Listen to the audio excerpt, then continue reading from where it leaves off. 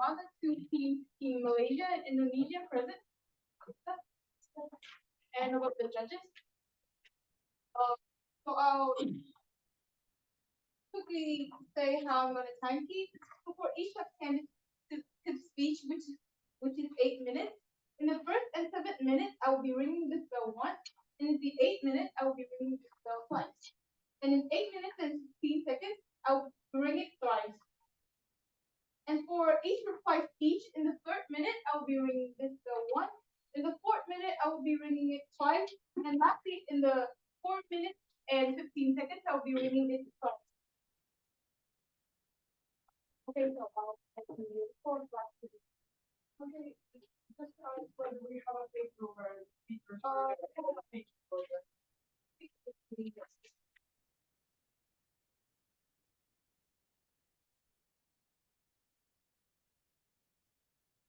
how many panels and there are 3 of us.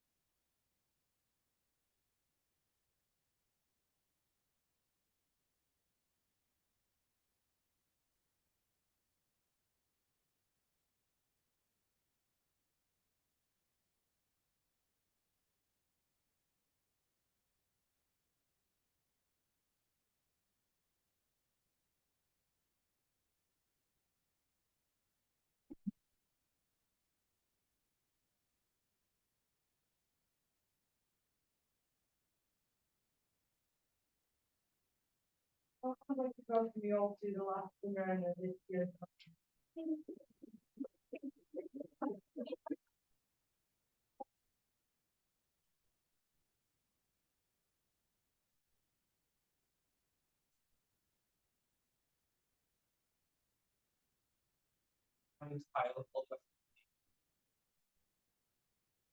Over.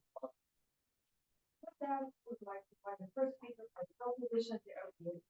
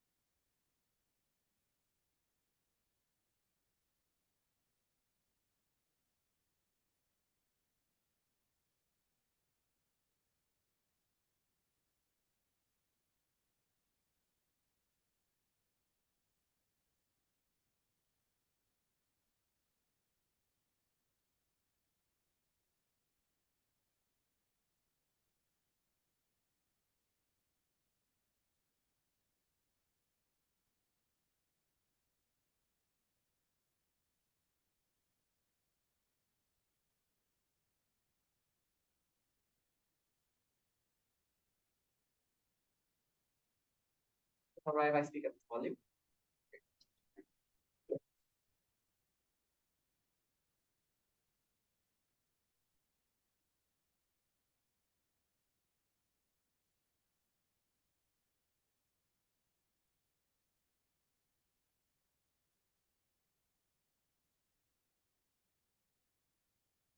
The beauty about language is that it can bridge individuals of different backgrounds.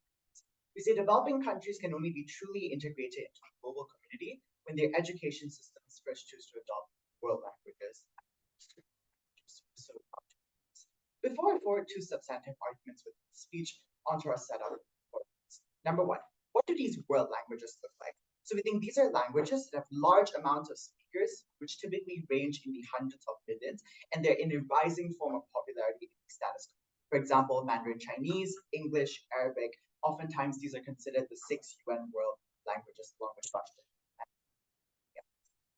What is the process of adopting this world language as the primary medium of instruction within these schools? Three things. One, within each nation's Ministry of Education would typically select language that is most strategic for their circumstances. So, for example, if you trade more with the US, likely you opt to use English. Secondly, within this language then would be used as the main method of teaching within the school.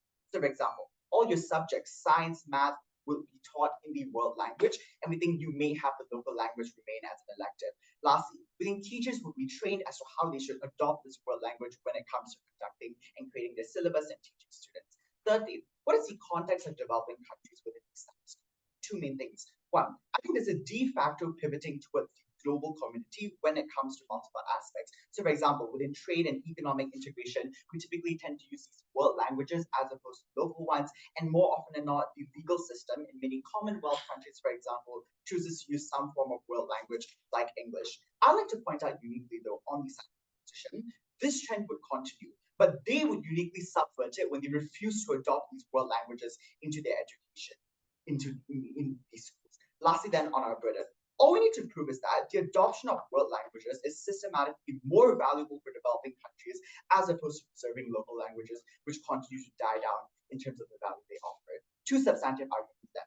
One, on how the adoption of a world language is aligned with education's goal of integration, and secondly, why we think the adoption of a world language bridges internal divides within developing states. On the first argument, three parts. First of all, I'd like to offer some contextualization of developing nations that exist in an increasingly globalized world. So note, there's an upwards trend of defaulting to world languages whenever developing countries specifically choose to participate in international forums.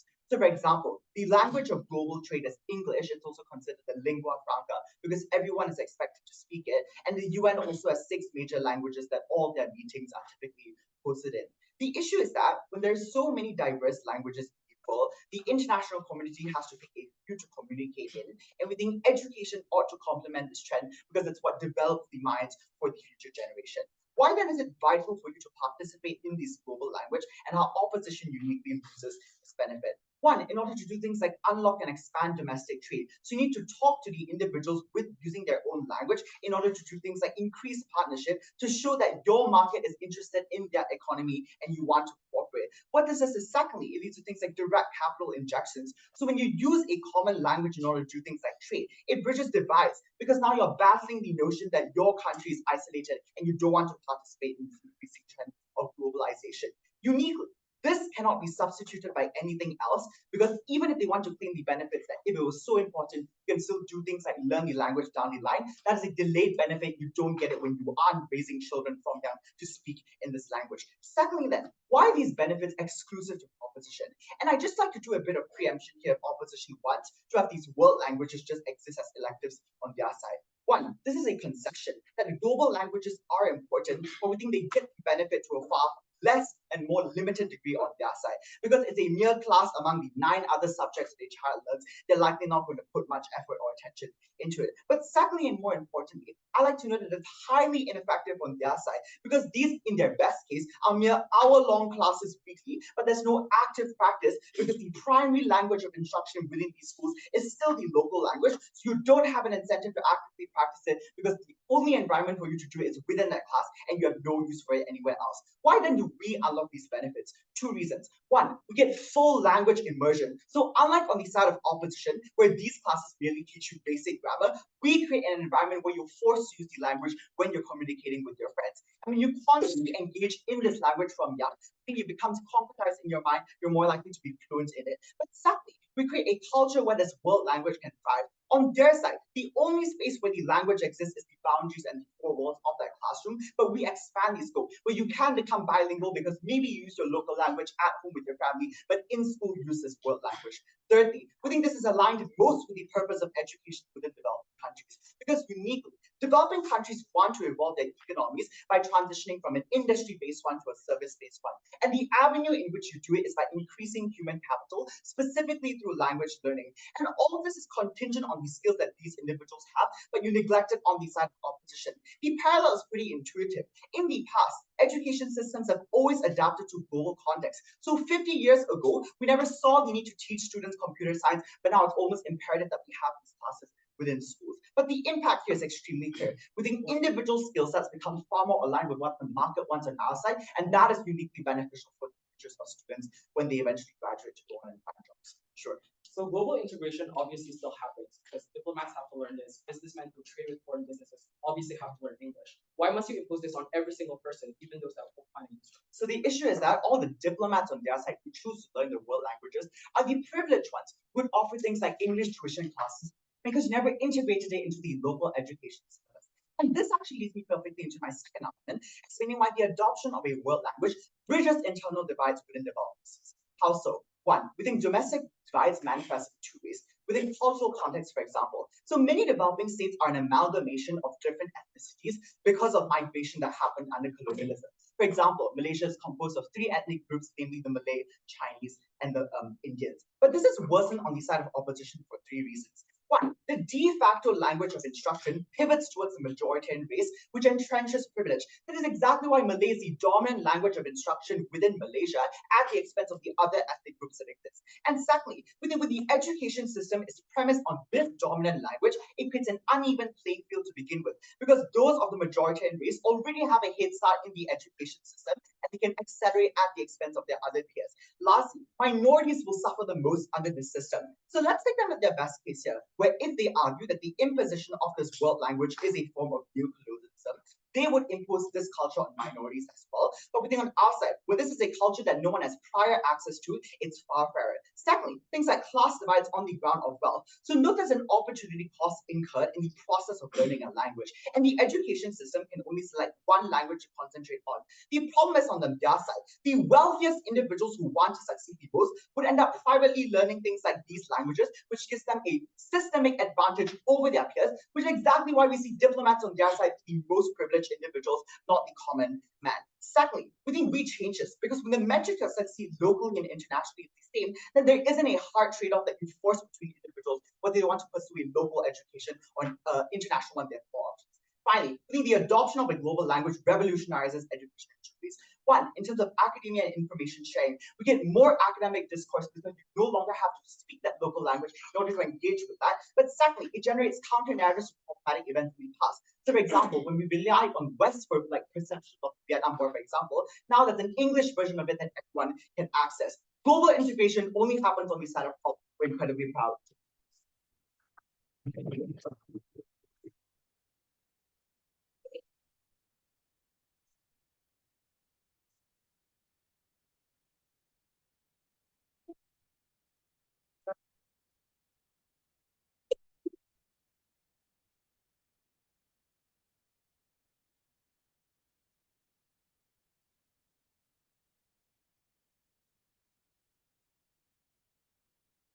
So we now have the first speaker from opposition.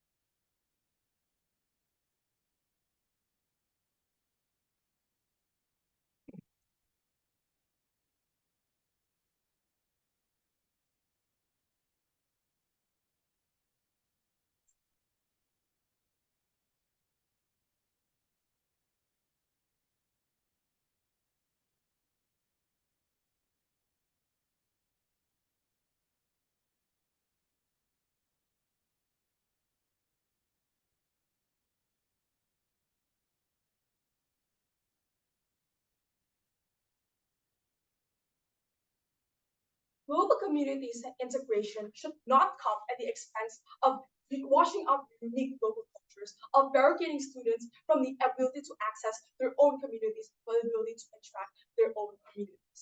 Education ought not to buy into the narrative that only world languages can develop the minds of young individuals. Only world languages can make them succeed.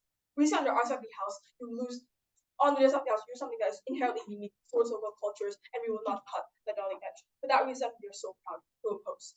With that said, I'm going to make 3 points in rebuttal general. First of all, they say that this will be teachers will be trained, for instance, to adapt to the local language. First of all, you have to explain the likelihood of this to happen, right? If you adopt their policy and whatnot. But second of all, there's likely to not be equalized in the sense that when you're talking about teachers, you're not only going to hire foreign teachers specifically, and we think that's going to harm the vast majority of the academia that already exists in those developing countries. Second of all, they said this is better for the economy and for the integration of the majority of people. 2 things to say. First of all, this is not in the interest in and of itself of developing countries because there will be massive amounts of brain drain at a point which, for example, you can speak world languages, you can integrate with the communities of world languages. It is unclear why on your side of the house you want to come back. You want to help the own country in which you come from in the first place. So insofar as you don't come back, you don't help these people to begin with, you don't help the people of your own nation, all their benefits don't actually help developing countries and they don't meet their metric.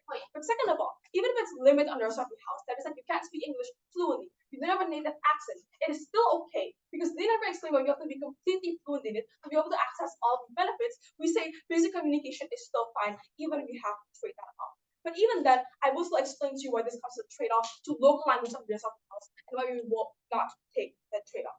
Third of all, on the point on privilege, 2 things to note. First of all, global languages are also still a privilege in a sense where like most of the colonials would speak the dominant languages that we have right now.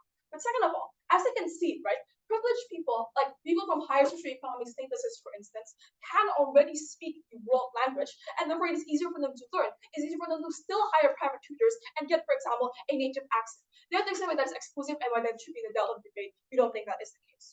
That being said, 2 arguments. First of all, why the lack of integration creates worse harms for developing countries, and second of all, on the purpose of education in the developing countries. First of all, that on why there's a lack of integration into local communities on side proposition.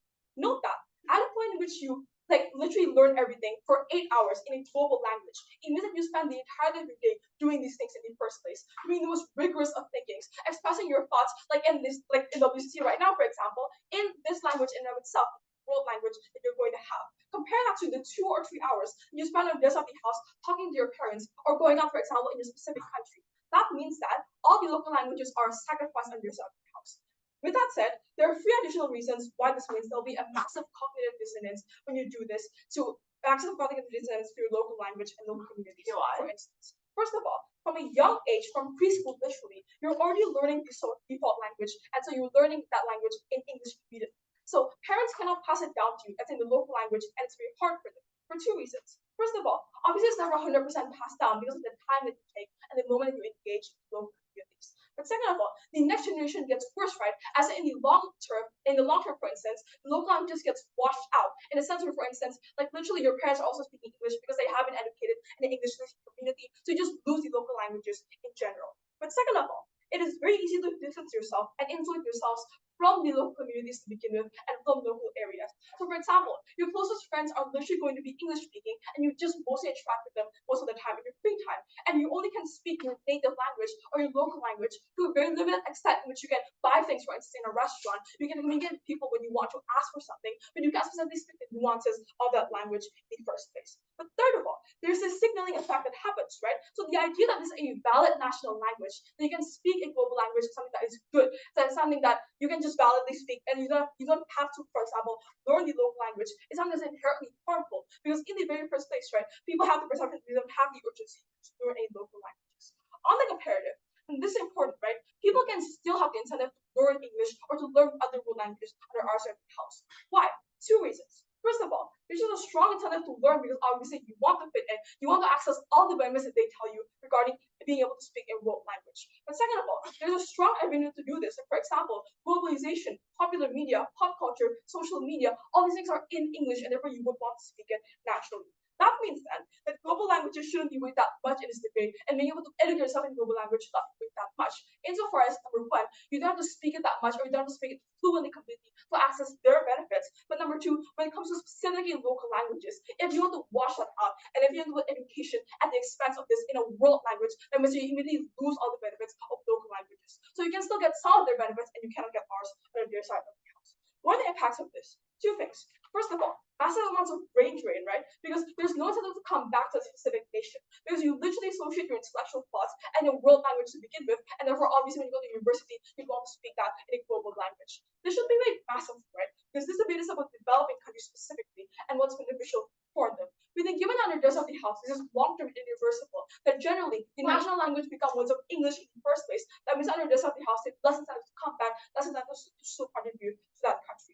But second of all, there's a significant loss of perception or significance, for instance, in that country. This is like, for example, international school kids literally talking bad about their country and saying how it's a terrible country compared to the US and whatnot. They don't want to associate with specific parts of their country and specific parts of their identity that is their nationalism in the first place. Aside from all the things they say that developing countries or the perception of it are not that good, for instance. Therefore, even if you get a lot of economic benefits and you get a lot more engagement under the house for the economy and things like that, it's unlikely to translate into actual tangible benefits for the developing country to begin with.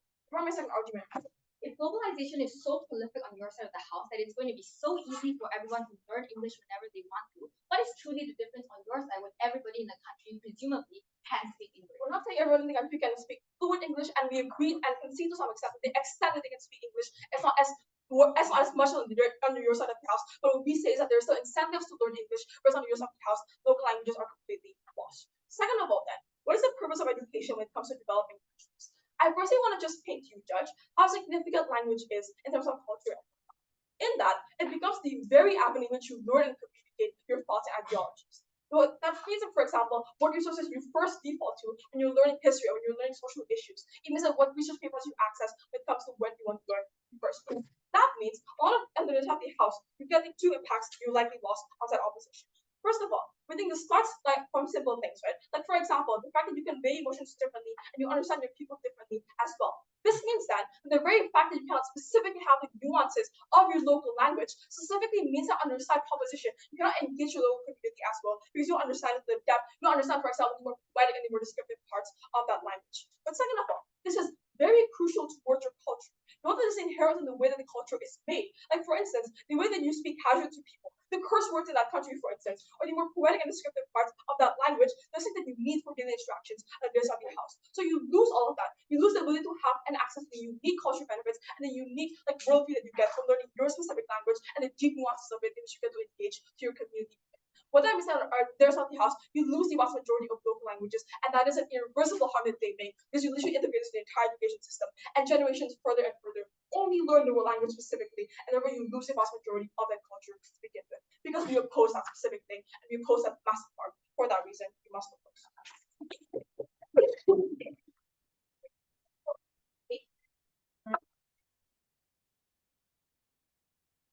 May I ask the second speaker of proposition to continue the debate?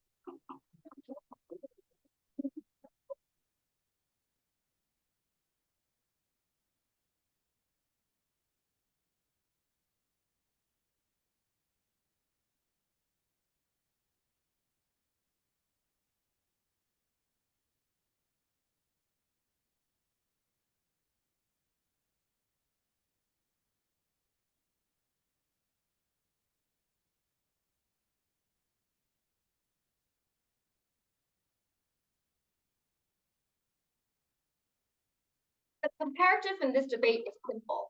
Opposition says the death of languages is so important, but doesn't tell us why. We say when you have poverty, when you're unable to engage in global trade, that is where people actually die, and that is where the impact actually accrue on the proposition side of the House. Two issues in this speech, but before that, I'm going to rebut the context of the debate that opposition has proposed in two ways. One, global integration is going to happen anyway, so there's no debate.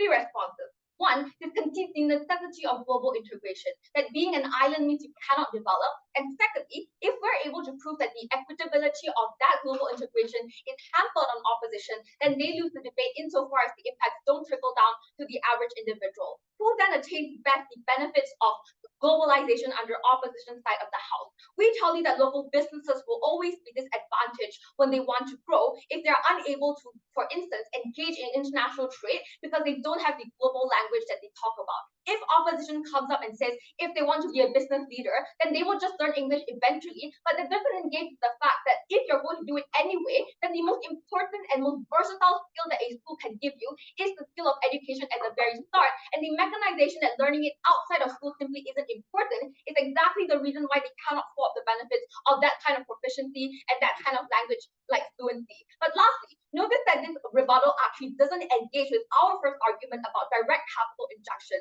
And these are all contingent upon investor trust within the local economy. If the local economy and local average individuals can speak English, there's always the perception towards people holding the money that these are people we trust more, because language is uniquely the thing that bridges communal divides, and we need that kind of humanization of these cultures in order for investments to accrue, in order for you to structurally deal with the poverty that these developing nations are facing. Surely culture is important, but what is more important is the fact that people are unable to access international trade and the advantages of that under opposition. But secondly, the mechanistic contention of how come on our side we're just going to hire all foreign teachers. That's ridiculous, because on our side this is just a public schooling system.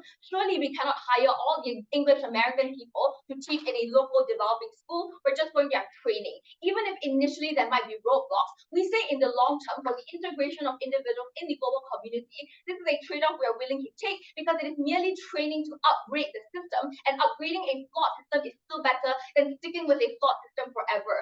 To which extent in this speech. Firstly, on national development, I want to note up top whether or not language is really so essential towards identity and culture. Two responses. One, we would know that opposition themselves gives you competing characterizations of what culture really is. When they say there's a globalized system of pop culture, that just means that there is no exclusive benefit to the culture that you are holding on to. If culture is about identity, a sense of self and belonging, there is no unique belonging to the Gilmore Girls show that I watch, or like the random family that I'm speaking within my home country, meaning that the elusive benefits of culture can be co-opted on either side. But secondly, if there are instances where language is so intrinsic to specific cultures, we told you this would exist anyway, i.e., when the language is being used when it is necessary, there will be instances where languages will be substituted for others. What examples of this look like when you're having a prayer, for instance, saying it in your native language or your mother tongue, because that is what it necessitates, but there is no use for it in other aspects, and so you're still able to grow up as a bilingual person. Opposition state is contingent on people only being able to have one language in their head. We told you that you could have multiple, but it's about where you learn the rest. So if it is true that a vast majority of society doesn't speak the global language, or that there's an inability for you to learn it, then we would rather you take it from the best system to teach you that language, i.e. through school, and then for everywhere else where it is less important, you can learn through your culture. But we would note as well, we're very happy to trade off the death of these languages, insofar as we've proven there's no exclusive benefit to identity, no exclusive benefit to culture, and in fact, hampers the development of individuals. There is no benefit then for opposition to claim. But secondly, we would note that opposition doesn't actually prove why language and culture are so inherently intertwined. We told you that the practice of culture, of religion, is about a personal connection to your past, and not about the specific languages or the specific words you are saying. In fact, culture becomes far better under our side of the house, insofar as we don't empower the kind of global oppression of culture when you are able to, for instance, use English to convey the kinds of oppression that has occurred within your country. Don't allow the victors to write their own history and get away with the narrative. But secondly, on economic development, I think the response to the POI is damning. When they tell you that they're going to wait for the English speakers to come back and teach you English, or come back to bring you economic development, that is not the case we're willing to defend. I.e., all of their analysis on the westernization of the elites, of people leaving and never coming back, and therefore taking the money with them, that is contingent only on their will. On our side, we don't need to wait for the elite to come back and improve the country, because we can independently uplift ourselves by participating in global trade. The local company can become an MNC.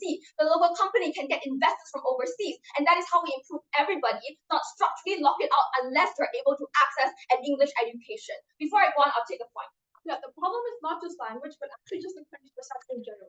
That is a developing country, means that investors will unlikely to trust it to a much larger extent. So how do you get rid of that stigma? You get rid of that stigma by speaking in the world language so people believe that you're able to be so-called a civilized country. Surely it is regrettable that such stigmas exist, but opposition only worsens it when not a single person in your country can speak the language fluently or speak with a horrendous accent, and the stigma is that nobody is going to trust them because that is simply the way the world is geared based on your own analysis. Secondly, then on equitability in two ways. One, opposites, you already have a majoritarian privilege anyway. The difference then on our side is whether or not the education system enshrines it. Surely you're going to learn some languages at home, but the difference between 15 different languages is that the one individual whose language at home aligns with the language at school will always be advantaged because in science, in math, in literally any class, they will already understand the syllabus while everybody else is still struggling to translate the textbook, which means we eradicate the concept of the language of the privilege insofar as everybody starts at the basic line. But secondly, opposite elite can hire private tutors too. So that concedes then that elites do want to go to hire tutors. The difference is whether or not we're able to go, make the scale of the inequity lesser. So on our side, you have 10 lesser metaphors. The government school can't teach you the detailed literature, but at least you can speak fluently, at least you can understand it. On opposition, they are the only people structurally able to speak it. So even if there's inequity, we get it better under opposition. The last argument then also clashes with their mechanistic tension on improving the education system about how we're able to independently strengthen the education system in two ways. One, the world's greatest concentration of education and academic resources is centralized in world languages for two reasons.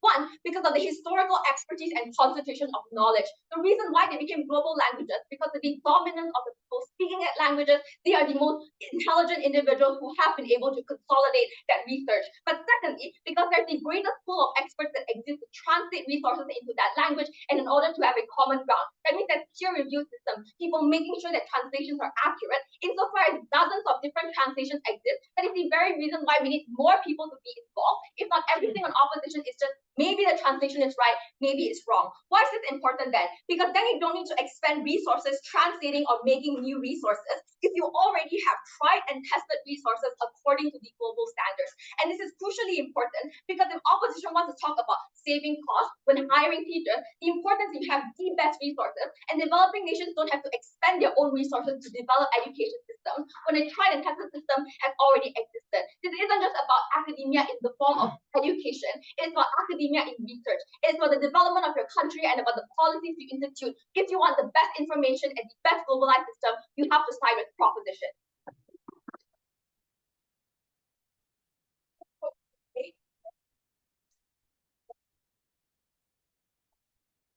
But the second speaker of position.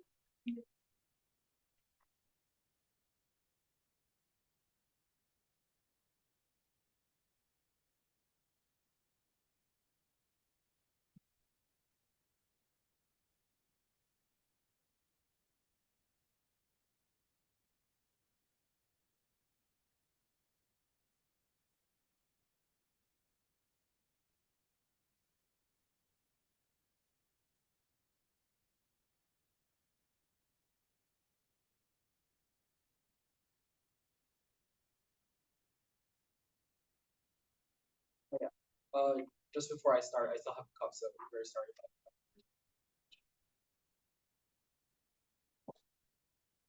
I think it is absolutely concerning that international school students in Indonesia can barely speak Indonesian. That when they do charity projects, they cannot communicate with the kids and the orphans they're helping. And there's no incentive to connect to local communities that do not have the privilege of education because of the language barrier. Malaysia stands for a world where integration trades off against identity formation. And for that reason, we are very proud to use three things in this speech. Firstly, on the unique value of local languages. Secondly, on their pragmatic argumentation and why we actually get more pragmatic sort of societal cohesion under our side of the house. Thirdly, an extension that clashes with theirs as to how you reduce meritocracy and the quality of education. Firstly, on the unique value of local languages. So I just think the two responses that we get from the previous speaker are things that are very, very disingenuous to what we explained first. Because their claim is essentially that this is not important in comparison to other things. But we have already explained why culture is a unique way of accessing identity. And this is a need that governments ought to provide to people in a way that is important in the status quo. Davina gives you two things that get no response. The first is language as a culture, i.e., an engagement with a local language gives you a way to identify with that local culture. Things like knowing what the words mean in the traditional ceremonies that they talk about. Those are important things that exist under our side of the house when you're indoctrinated and you learn about this local culture to a much larger extent and you learn it through the language that it is spoken in. Note that they can't co-opt this benefit as well because it exists far into the long term, i.e., you create entire generations under their side of the house where people find it hard to speak local languages, where under their side of the house, maybe a few people can speak the local language right now. When they pass it on to their children, they're unlikely to want to pass down things like English, for example, or pass down the local language, which means that their side of the house means that you get the erasure of culture to a much larger extent. The second to point out is language as a worldview. And the reason why this is important because that previous speaker just conceded that they are fine with the erasure of culture and the erasure of local languages, and they don't justify the trade-off.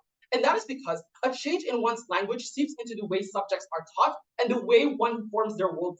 I.e., under their side of the house, if it is true that their extension says they want resources based on Western, resources based on English as a teaching aid, that is far worse because that means the local context is lost in the subjects you are teaching. In subjects of history, for example, their example of the Vietnam War means that you default to things like colonial narratives about the Vietnam War because you're learning it in English as opposed to under our side of the house where you learn it in the local language, you learn the local context. And I also think that their argument here about translations is something that is disingenuous as well. A lot of things are lost in translations. Concepts are lost. Unique nuances of the languages, the opinions and the frustrations, the word you use are being diluted under their side of the house if you want to translate it, which is that the real opinions and the real values that people have on the ground are never actualized under their side of the house. Structurally, we think that world languages comes from major superpowers and colonizers as well. The examples of English, the examples of French, all of these things mean that you're imposing a worldview onto another person's culture and you're erasing a unique form of identity that is lost under their side of the house.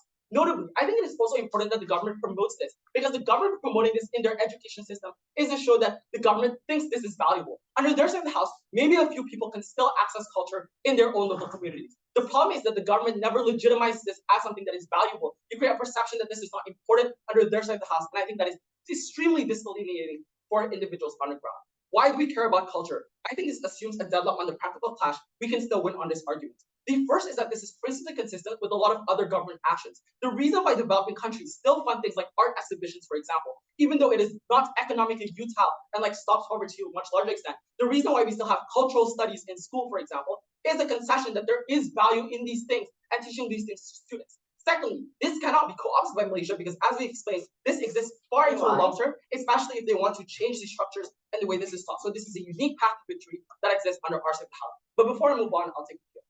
Chinese people in Indonesia were literally banned from speaking Chinese and mandated to learn Indonesian. Your argument about language preservation only enshrines privilege for the majority race at the expense of other minorities. Okay, but the comparative under your side of the house is that Chinese individuals don't get to access Chinese as well. What we explain is that at the very least, we have some way of engaging with the local community. And at the very least, if it means that minorities are able better to integrate with the local community, as opposed to under their side of the house, we would be fine with this particular trade-off, as we've explained. Secondly, then, I want to talk about the pragmatics of this. So they push two different benefits. The first is a fairly huge and very uncertain benefit on things like international trade. There are several responses here. The first thing to point out is that this is overkill.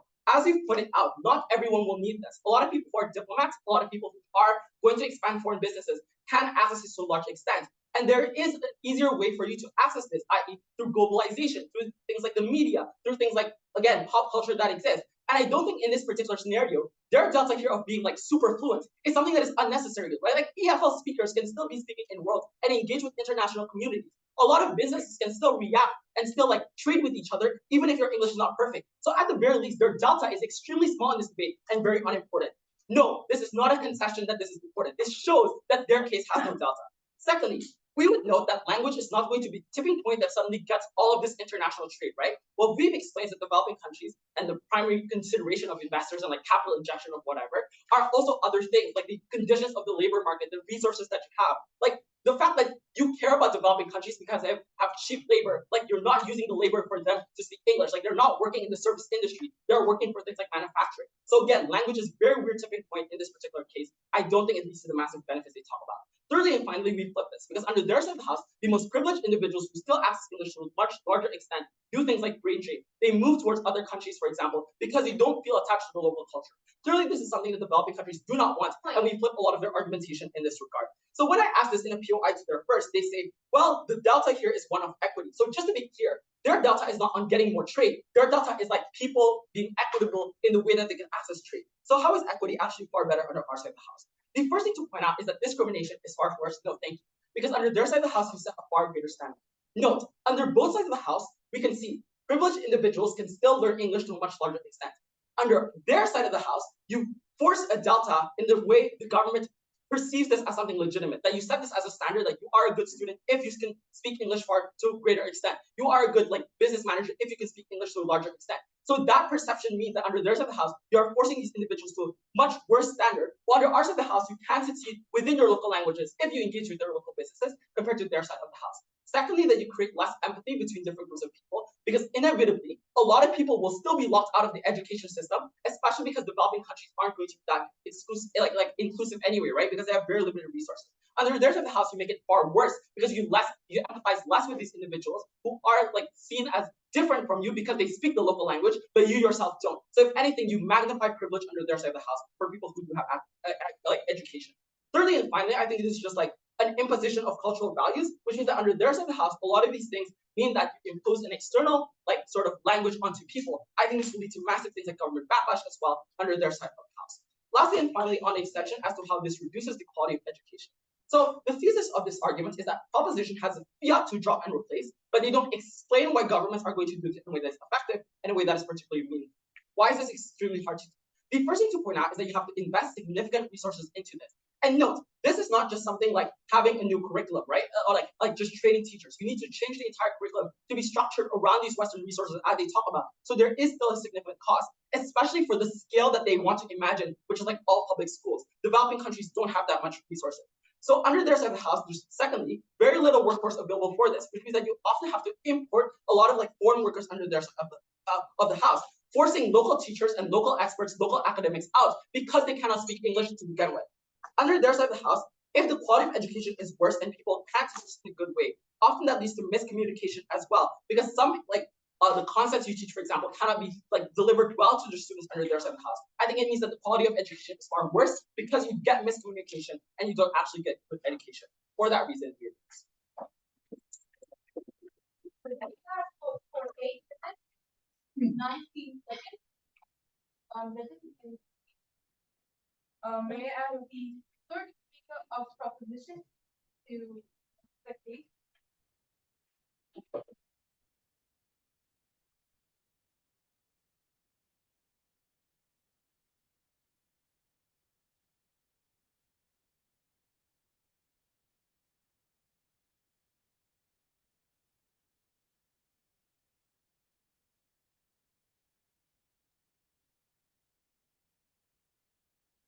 What we needed from Indonesia was not an archaic critique of colonialism, but an independent defense of why public schools ought to be the unique medium through which people consume and preserve their culture, even if it comes at the expense of widespread progress.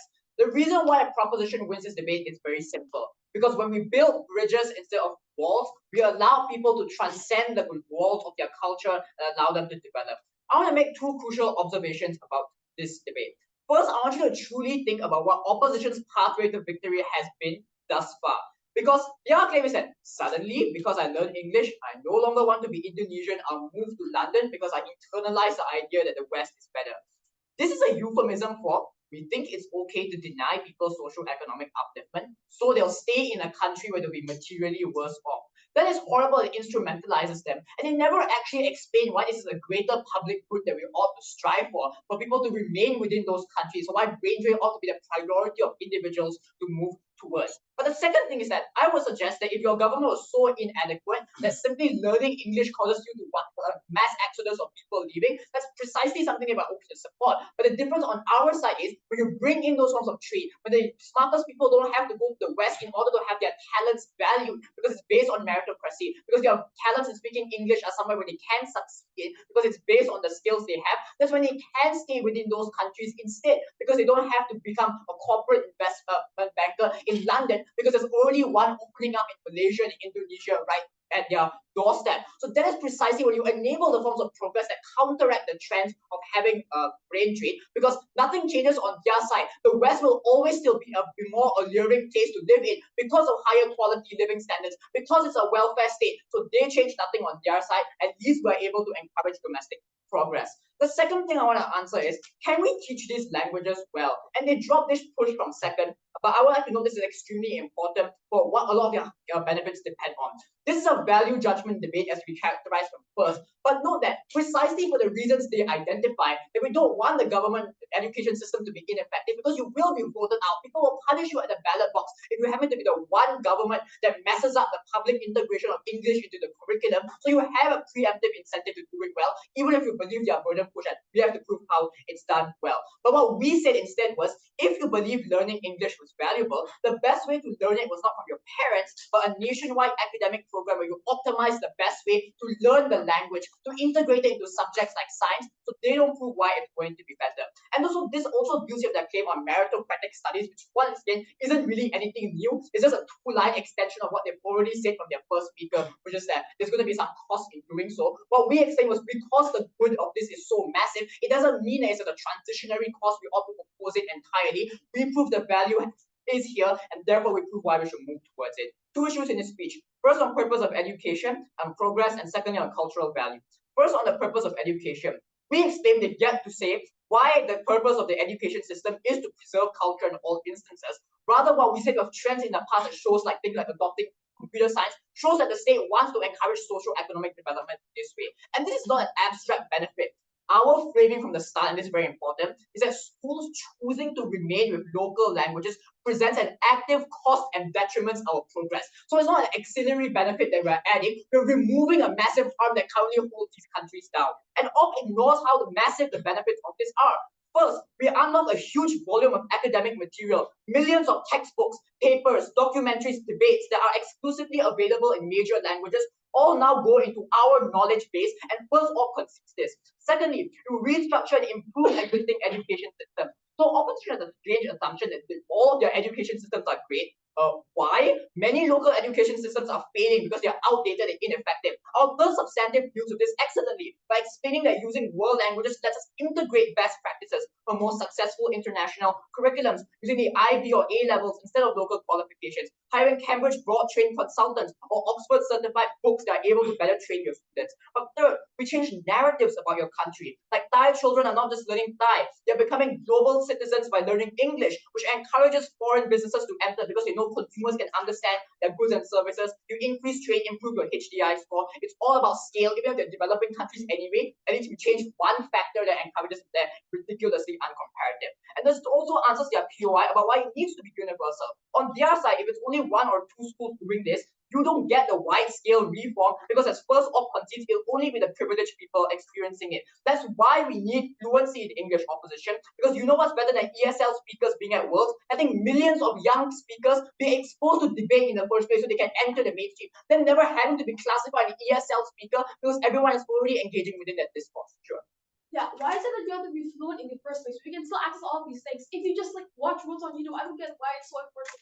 So if you want to say fluency is not an issue, I can ask you why do you have to be fluent in Indonesian or Malay in order to preserve your culture? Like clearly there's a categorical difference between you preserving culture as a personal identity and you having to trade with people who are already more advanced in English in the West, right? So clearly if you want to communicate this way, you have to do it. Also, if the idea here is that you can just learn YouTube instead of going to school, then what's the purpose of education on both sides? I can just completely flip this. We prove why there's a higher urgency to need fluency when you're engaging within international interaction. Secondly, on cultural value, their claim is that privileged people have an advantage at learning world languages, so it's unfair. This is insanely uncomparative for two reasons. First, the absence of world languages, the local language will also be majoritarian. They don't respond to this. What we explained was that even if you take out English, the certain countries, the minorities don't engage within the local language that's the primary national language because they are within the minority. So the smallest ethnicities already are placed at a disadvantage. But second, now we fix this because when the public schools are teaching in English or Chinese, now students can learn this from scratch, which is why their response to our example about Chinese in Indonesia is insufficient because we prove why there's a trend of getting better. Because at least now when I say English, even if everyone is suffering to learn it, at least it's for a of greater public good, there's more resources online to catch up. So for example, on the other side, if Malay is a national language, the Chinese people can't learn it because it's not as much important material online that lets you learn English as well. So we co-op our characterization of English videos on YouTube. Now we're able to help these people. So they don't prove why temporary inequity is a sufficient justification to deny this progress, given that we prove inequity exists far worse on theirs. Their other claim is that we need language for identity formation. First is, the debate is not this house will ban local languages. It's about dropping local languages as a medium of teaching these sorts of things. So I don't know why you now having to learn science in English is suddenly going to come at the cost of you feeling closer towards your family or your God. But what we were able to explain was that when these things are better preserved in private, that's also where you're better able to enjoy them because it's not contingent about how the system teaches it to you. You're able to gain exposure to these things within your own private spaces so the culture can be yours. And finally, they keep pushing rhetoric about how you lose the nuances of the subjects. But what does this even mean? Like, how does learning in a different language necessarily lose out all of these things? But we prove the flip, that actually, when now you're able to have these local things like Vietnamese schools are able to tell their stories about the Vietnam War in English, that's when you let the rest of the world know about what happened to you, because they can read your textbooks, can understand official documents that doesn't exist on their side, because it's exclusively culture locked towards the language that you wanted. So the idea was dispelling stereotypes. It was about changing narratives. The best way to interact with the rest of the world is a more important actor, because either way, your domestic citizens will be reading the Vietnamese documents. But now when people in America can read about differing narratives of what the United States government is telling them, that's when you get more forms of cross-cultural exchange that dispels narrative that's more inclusive of all, because we're all sharing a common identity and language. For this reason, we protect citizens of the world, and we are so proud. The speaker spoke for 8 minutes and 19 seconds. We now have the third speaker of opposition to deliver their speech.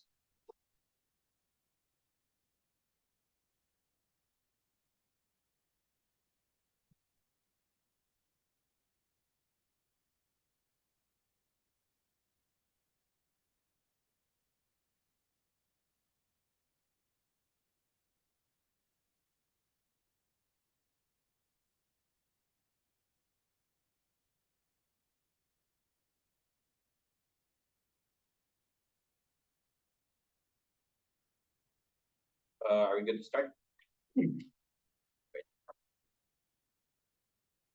Propositions benefits only apply if they show two things. First, that you have to speak perfect English. We told you clearly that EFL and ELSL speakers can literally get into the grand final of Worlds. We told you that if you wanted to trade, you don't have to speak perfect English and you can have an accent and people will still understand you.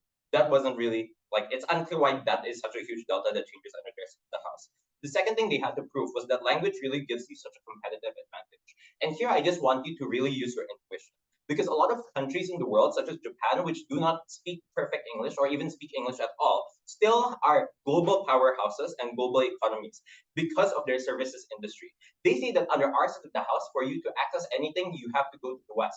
That literally does not change. If you go to UC San Diego, you are still going to be more respected than if you go to the University of Indonesia because of the perception of developing countries being weaker. I think their path to victory is completely ridiculous. I don't think that just by using a language or being able to speak English, that suddenly makes your country a much more interesting economy to invest in. I think they need to do much more legwork in that. Reply would be too late. Before I move on to my issues, I just firstly want to clarify one thing, which is the response to Dazzle's extension. And here they say that governments have the incentive to just make the educational quality good, that we can import the IB and the A level. The first thing to say under this is that this was a clear contradiction. They say in their model that they want to create local resources by the government, and clearly that means that they cannot, just import from other countries. The second thing to say is that they can only fiat dropping the language at this particular moment in time. What happens after is they don't have fiat over what happens after. So what this means is that they have to show where the capacity is. They have a burden to show how they can quickly train teachers in order to keep up with this, and they also have to prove how you need to train teachers in order for them to not have accents, to not have those barriers that make you ESL in the first place, for example. So therefore, I think they need to do more legwork for their benefits to fly. I'm going to talk about two broad things. Firstly, I'm going to talk about why. Firstly, I'm going to take up propositions benefits, and secondly, I'm going to weigh why culture is more important than their benefits.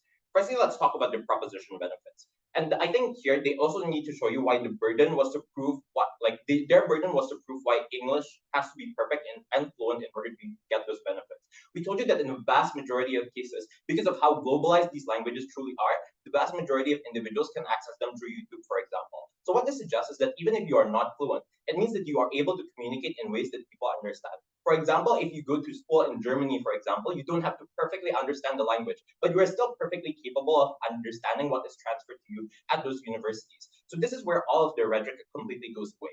It might be true that your English in sharing things might be less, for example, like that Vietnamese person who is trying to share about the atrocities of the US war. We told you then that even if you don't speak this English perfectly, you are still able to share that. Like the famous North Korean influencer who shares about her life, for example. She might not have perfect English, but the vast majority of individuals understand. So we proved that even if you do not have a perfect understanding of English, you still are able to access a lot of the proposition benefits. You are still able to work. You don't have to have like an IELTS 8.5 in order to get work abroad. Something like the 6.5 is something that is easily accessible as well. Secondly, I'm going to engage on their case saying that you will be able to access better resources if you are able to understand English. And what I point to this is that many of these things can literally be translated anyways. If it's true that there are better chemistry books in English, for example, that can literally be translated to your local language, and that is something that you are still able to understand. But moreover, what I point out is that a lot of these academic things also do not require you to have a perfect understanding of English as well. As we mentioned, a lot of these are scientific, so it means that a lot of these things aren't necessarily communicated through language as well. And we point out that most of them are able to understand the gist of it as well. The second thing I went to engage with was their case about global integration and more jobs. The first thing to do here is to push the burden towards them. Even if it was true that they get more global integration, they still have not explained as to why these individuals are likely to bring development towards their developing countries in the first place. And this does not come out at all in all of those three speeches. We explain as to why if you lose your culture, you are unlikely to contribute back to your nation. In our case, is a prerequisite to getting development for these developing countries. But secondly, what were the mechanisms they gave you? First, they say that you need to implement English to show interest. I just don't think that this is true. You can show interest that you want to trade by initiating deals through diplomats that you currently have, even if they don't speak English, there are translators. I would say that this is something that is easily accessible. But second, they say that you inject more capital because people can speak English and because you trust each other. The first thing to say is that just because one country speaks English, it is not an incentive to enter that industry in the first place. It is still about the perception of the education that you have within, how strong your economy are, how the perception of how smart the people within are. And this was a response we gave all the way from first that was dropped. So I don't think that their benefit really applies. Before I move on, sure. I don't need perfect fluency to function internationally in English. Why do I need perfect fluency to speak to people often that your second opposition outline? Okay, here. I'm about to get into that right now. White culture is more important than the proposition case. We posit to you that language is core towards your values towards your country. They see that the world would be so globalized anyway, so you would lose that culture anyway. But that was not our point.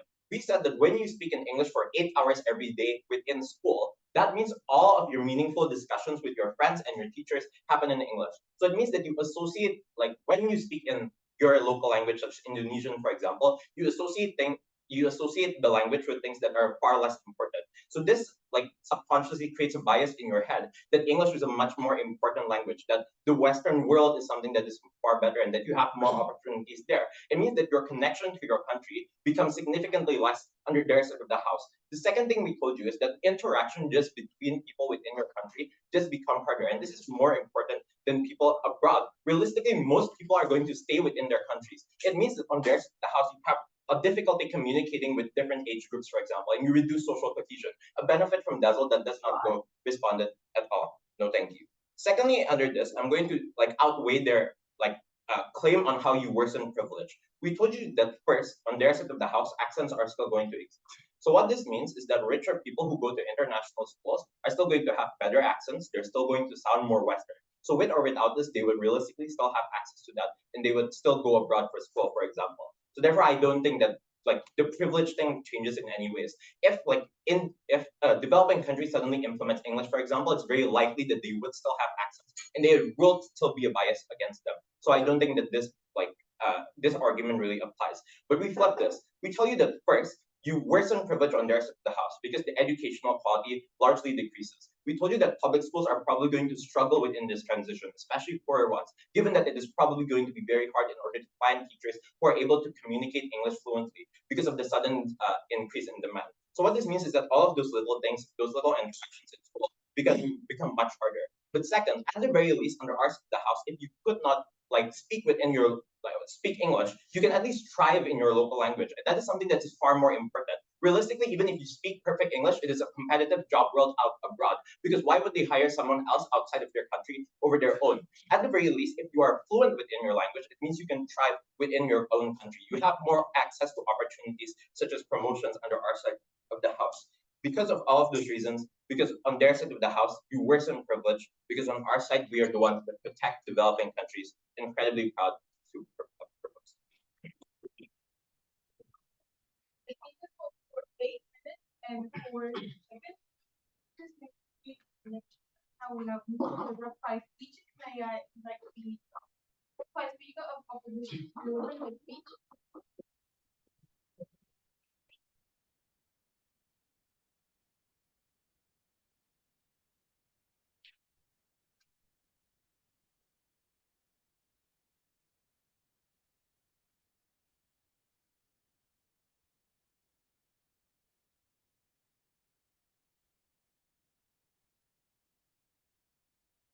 First, I'm going to talk about the unresponded extension. Then I'm going to weigh up the benefits that. Firstly, on the unresponded extension, and this is really important because what we frame first is that they have no fiat that this is going to be implemented in a way that is. Their argumentation here is that, well, if there's a significant cost right now, but a benefit in the future, then it is something that is worth a trade-off. No, because what we've proven is that this cost is so significant to the point that those future benefits don't actually manifest. That the miscommunication of educational concepts is actually something more prevalent at the point in which you don't have the resources to actually make this a good education system under their side of the house and to make this transition. The fact that urbanites are probably going to be the ones that have good public schools that can hire foreign teachers, but local teachers who cannot be trained under their side of the house or who need significant time to train are given to like lesser quality schools under their side of the house. So O3 can talk about good incentives all they want. What we've proven is a structural incapacity for us to actually utilize this education system in a meaningful fashion, which means that this leads to all the harms that we've outlined. The fact that education becomes much worse. The fact that under their side of the house, we don't actually translate the skill sets towards the people. I think it is also absurd for them to say that we really should only care about getting people into international investment banks and MNCs. No, there are also plenty of domestic opportunities, and being able to engage with local businesses is a really important factor as well that exclusively exists under our side of the house. Being able to have empathy towards local communities, towards people who do not have sort of like the privilege of education that exists under both sides of the house is something that's important. So if anything, all their argumentation falls into place. Secondly, I want to prove really just what is the proposition's path to victory in comparison to ours. So as we pointed out, they have two main benefits. The first thing to say is one on changing the narrative to suddenly get international trade, and second on equity. First, on changing narratives to suddenly get international trade. So we've attacked this from second and explained that this is an overkill, right? The fact that there are other narratives that are far more important, and the fact that you're unlikely to change sort of like these other considerations investors have. So by third, this mechanism collapses to an idea that now you just change the narrative that people are far more civilized. But the reason why this doesn't work for their case and why this reduces the extent of their impact is because this narrative shift is something that is extremely small in comparison to other considerations in the debate. We talked about like the fact of your workforce and these skill sets that are actually associated with them, the natural resources that you have to much larger extent, and whether or not you just have like a large population. So all these things, yes, are mitigation, but this mitigation proves that their benefit is extremely superfluous in this debate. They have no extreme delta, and it means that under their house, this massive change is clearly not worth it. They cannot justify the trade-off. We've also explained that you do not have to force fluency, that people can learn in other ways to a much larger extent under our side of the house, which reduces the urgency of their case. We also flip this by explaining under their side, less people are going to contribute back to their local communities. So maybe it is true that foreign businesses will go abroad, right? But a lot of the workers will also go abroad under their side of the house. So secondly then, their benefit is one on equity. And I want to be very clear as to how we flip this, right? Because they're not engaging with our mechanism. What we've explained is that privilege exists on both sides of the house. On both sides of the house, more people, like more rich people are going to be able to learn English. The difference is that on their side of the house, you legitimize this as a standard. You say that English is the lingua franca that you need to adopt, that English is a sign of your education and how good you are, how smart you are as an individual. Under our side of the house, you can empathize, for example, with people who do not have that same education. People who go to schools are the same on both sides of the house. They will understand each other regardless of the language you use. The difference is that under their side of the house, you isolate the people who go to schools, who go to rest of the community who are still going to speak in the local language that exists. So the delta is the engagement that you get, the empathy you get towards people who are less privileged under their side of the house, and the interactions you have with the people of your local community. So yes, societal cohesion is something we really care about. Governments want to fund this, as we've explained. And clearly, if their benefit on socioeconomic mobility is something that's superfluous and doesn't actually manifest, this is pretty much more important. Lastly, we talked about the value of culture. One, that language can act as a barrier or like an identity formation in this particular regard. But second, that languages give a unique worldview. Their attention here says that they want Vietnam to now like translate all their stories to English. At the same time, they want to import Western textbooks. Under our side of the house, what we've explained is that their side creates that like imposition of Western ideals in the way that you learn the history and learn the sort of like the sociology of that country, which is that you get this erasure of culture under their side of the house. This is more certain, and for that reason. 4 minutes and 20 seconds. I now invite the reply speaker of opposition to enter case in the debate.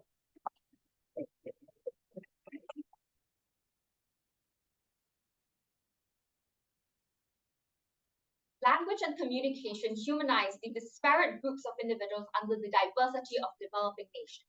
That was our case from first. And it is this connection and this unity that garnered development and support, not the nebulous and replaceable form of culture that opposition continues to assert down the bench. Before I talk about two things in this reply, I want to point out that opposition's only response to the mitigation of inequity on our side is just to say that public schooling systems are exclusionary and therefore no one gets education. We would say that we are debating in a principled debate on the value judgment on whether or not this is going to be adopted into education systems. But I want to note how their rebuttals are in tension with their own mechanization. On their side, globalization will be able to teach everybody English. Everyone has access to YouTube. Everybody can have internet and everybody can access these resources. Yet on our side, there are no education systems. I think this debate must presume a world that, if they are harmed to the surface, has to have a reaching form of education system that reaches all individuals. Two things then. Firstly, on national development in three ways. One, we told you that the purpose of education as the cornerstone of societal development meant that this was uniquely a policy for the state to encompass. Yes, art museums are for culture, but education was about uplifting the country from being an industrial nation to a skill-based nation. If it is true that English is not that important in opposition, they cannot uniquely quote all of our benefits. If they want people to truly learn, then it is about having a formalized structure that is able to formalize the incentives and the learning that you're able to get. It is about seeking investors, learning how to write a formal proposal. We told you these skills are required from first. It is not just about being able to understand the gist of the language. It is about overcoming the developmental country stigma by proving that you're eloquent, by proving that you have these skill sets. Secondly, the equitability of trade, as second opposition rightfully points out, is in fact an independent pathway to victory, because this deals with their concept of brain drain. You don't have to wait for the diplomats or the rich English speakers to come back and make the deals for you, because you can make the deals yourself. When you have translations, there are structural barriers, which means that when opposition says they solve brain drain, they solve a problem we don't even have. On our side, every single brain is a brain optimized to get the most resources, insofar as third opposition has conceded that resources will always be concentrated in the West. At the very least, we can expand it. Lastly, we would note that the characterization from the start was that international integration is the trend and that opposition only allows national subvert it, and this makes it impossible for global integration to occur. But lastly, about culture, is the preservation of Indonesian culture or language so important to identity? Insofar as the only benefit they push is the nebulous feel-good nature, then we would say that it is easily replaceable. When second opposition says people are indoctrinated into culture, that is exactly why people don't even want it. They seek out pop culture and otherwise, unclear as to why that is illegitimate. Their only analysis here is therefore you can't communicate with the poor orphans. Presumably, if the poor orphans are attending a public school that teaches them English, you will now be able to communicate with them. Therefore, there is no inherent value to culture and opposition, but culture only exists as an extension for communication and language. If we have proven, and we have, that education allows for that kind of communication under our side of the house, they no longer have the value of culture insofar as it only exists in a vacuum. The purposes then of different languages is democratized and used differently under our side of the house.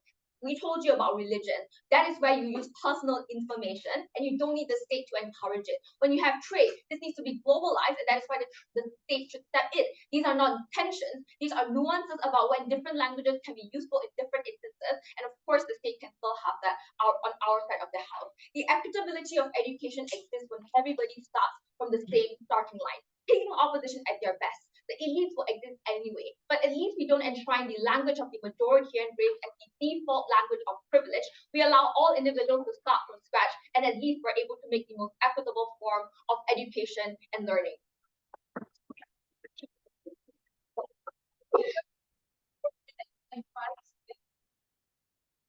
Thank you for a most enjoyable debate.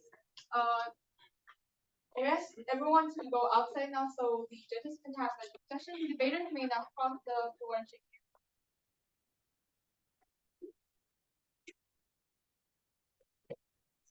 Yeah.